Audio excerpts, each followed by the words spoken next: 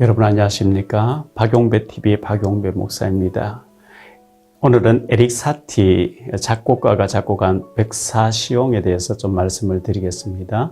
국회에서 연설하는 국회의원들에게는 필리버스터라는 제도가 있습니다.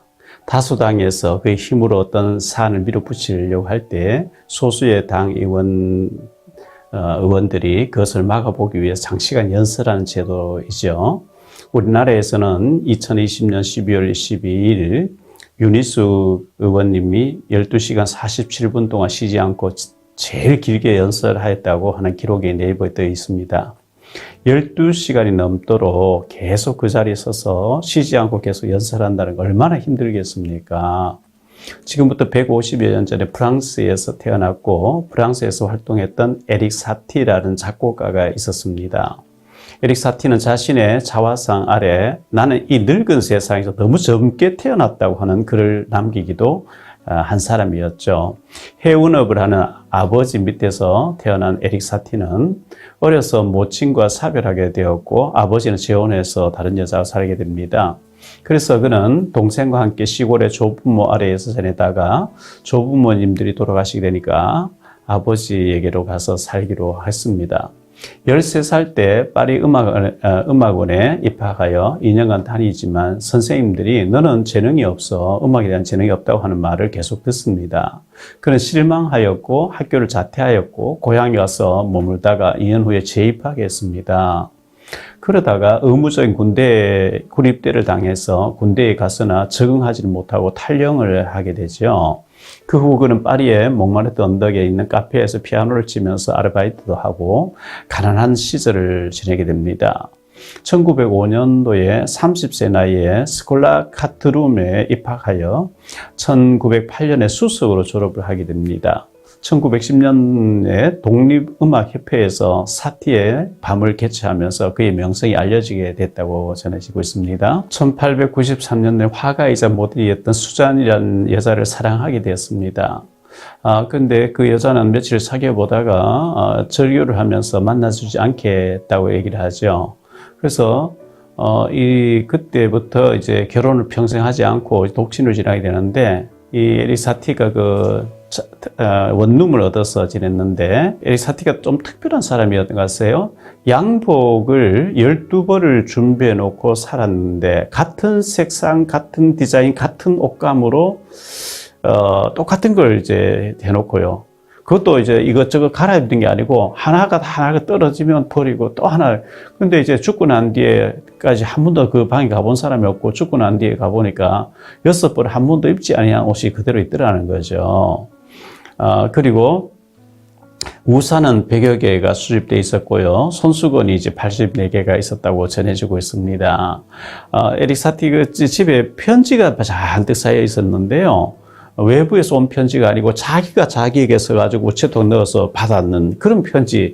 좀 특이한 사람이잖아요. 자기가 자기에게 편지 썼고 그걸 받아놓고 모아놓고 그런 독한 술을 많이 마셔서 간병증으로 59세에 죽었다고 전해지고 있습니다. 에릭 사티가 작곡한 곡 중에는 백사시용이라는 곡이 있는데 그 백사시용이라는 말의 뜻이 괴롭힘, 짜증, 그런 고통이라는 뜻의 악보인데 한 칸짜리 악보인데요. 이 악보는 단 한 짝으로 된 간단한 악보인데 이 악보를 연주하려면 840번을 쉬지 않고 연달아 해야 된다고 딱 기록해 놨다는 거예요. 에릭 사티가 살아있는 동안 한 번도 840번의 연주를 하는 일이 일어나지 않았다고 합니다. 에릭 사티가 죽은 후 24년이 되는 해에 미국의 세계적인 권위 음악가인 존 케이지가 이 악보를 받게 됐고 그 악보를 받은 후 15년이 지난 후에 1963년도 9월 9일 날 뉴욕의 극장에서 초연이 열렸다고 합니다.